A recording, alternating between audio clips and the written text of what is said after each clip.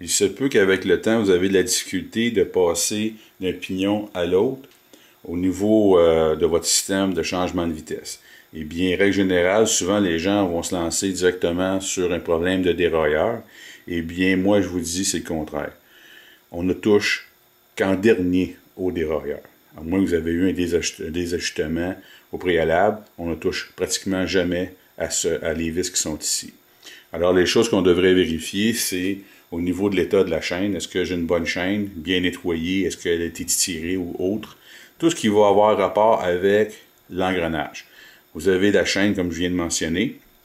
Vous avez aussi ce qui pourrait empêcher d'embarquer votre chaîne correctement sur les pignons arrière.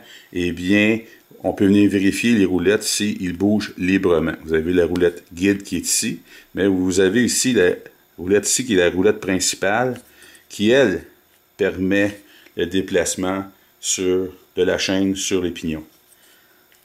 Okay. Alors ici, il faut toujours vérifier à ce que ça soit bien lubrifié et nettoyé, et nécessairement qu'il n'y ait aucune obstruction sur le côté. Des fois, on roule longtemps et puis il peut se ramasser ici une cordelette ou autre chose qui empêche justement la roulette de venir bien s'appuyer et s'enligner avec les pignons arrière. Ça, c'est un des problèmes qu'on rencontre souvent. En règle générale aussi, on va venir vérifier au niveau du ressort si le ressort n'est pas endommagé, parce que c'est lui qui permet de revenir. Vous voyez, quand je le pousse et je le relâche, il revient à sa place. Donc, c'est le ressort qui est ici qui permet cette action-là. On va vérifier aussi au niveau du câble, s'il est bien tendu, s'il est bien lubrifié, bien nettoyé toujours. Alors, les mots-clés, je me répète encore une fois, lubrification et nettoyage, et vous n'aurez aucun problème avec ce système-là.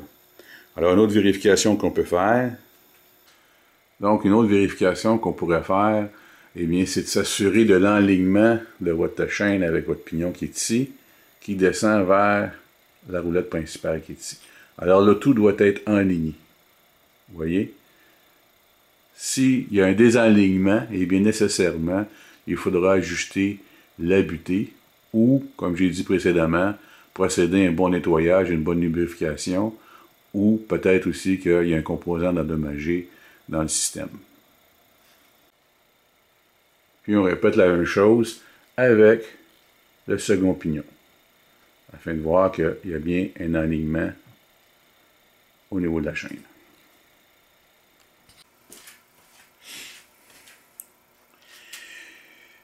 Une autre raison qui pourrait nous amener à venir ajuster les vis qui sont ici pour le dérailleur,